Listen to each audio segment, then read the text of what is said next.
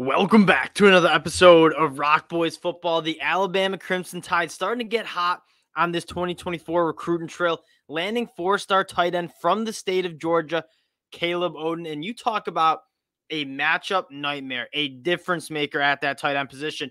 That's what Caleb Oden represents to Alabama. And you take a look at this 2024 class, you have five-star Julian Sayin locked in. I'm really liking what Alabama is surrounding that future quarterback with, and Caleb Oden is absolutely no exception. Now, before we get into it again, just want to say, take the time. Thank you to you guys. You guys know I love talking recruiting, and those who have been tuning in, listening to kind of the commitment breakdowns, can't thank you guys enough for rocking with the fellas. So if you do enjoy the content, consider subscribing to the channel. Just broke down Xavier Brown about a week ago. You guys showed a ton of support there, so appreciate the Alabama fans and appreciate all you guys for checking out the recruiting videos. Now let's get into Caleb Oden here.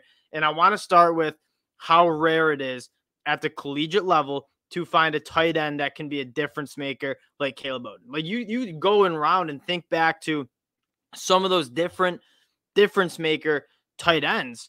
I mean, Brock Bowers is certainly one at Georgia. I don't think a lot of people would argue that. Kyle Pitts was certainly one at Florida. But outside of that, like I mean to say, this type of stuff is rare. And Caleb Oden, I think, has those rare qualities to be a difference maker at that tight end position. 6'5", 215, reports a 4.6 40. You take a look at the athletic background, very good basketball player. When we get into the film, you'll certainly see that. When that football's in the air, you talk about some basketball background, extremely comfortable using that frame, high pointing the football.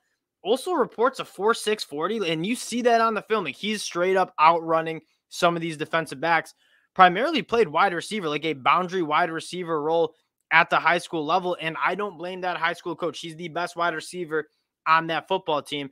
Caleb Oden, in terms of pass catcher, truly special. Now, the one question mark, and I wouldn't even call it a knock because we just don't know if he can do it yet, is being inline blocker. Tommy Rees, you think back to the Notre Dame days, likes to line those tight ends in line. Can he block? 6'5", like, you're going to be able to put some weight on that frame if you want to use him as an inline blocker consistently. Now, Caleb Oden's a guy that I could see him being that jumbo slot, just I mean, he might be one of the best pass catchers in this class, not even tight ends, just best pure pass catchers.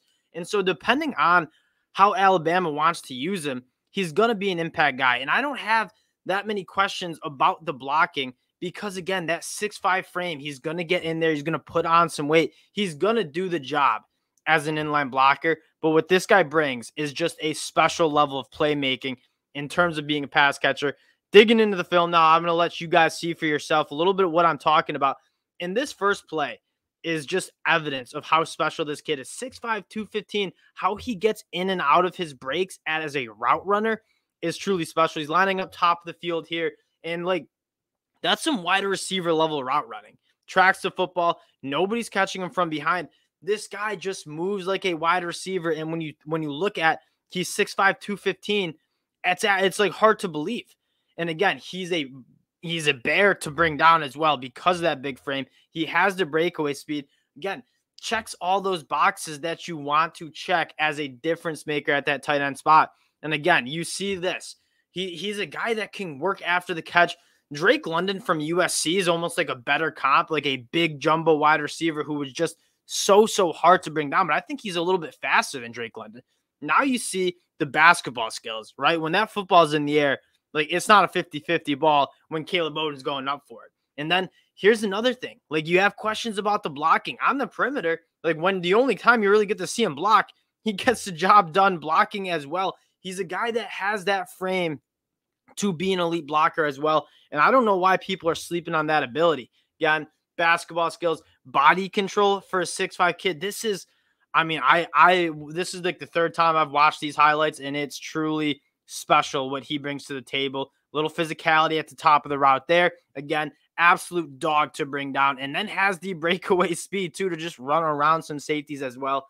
This kid is truly, in my mind, the complete package and a phenomenal get. And going back to the stats, like 64 catches, 1,100 yards, and 13 touchdowns. One of the most productive pass catchers on Friday nights at the high school level. And then he just runs right by a defensive back, right? Like, he's playing off coverage. I'm going to straight run right by you and then go track the football for a touchdown. Caleb Bowden, man, is a truly special get. And I think I'm just interested to see how they use him, because I feel like I want him more as like a jumbo slot. I want him running routes and being a difference maker in the passing game. And I'm not saying don't have him block. You got to be able to block, whether you're a wide receiver or a tight end. But man, I want to see this guy kind of get downfield and be a dynamic playmaker.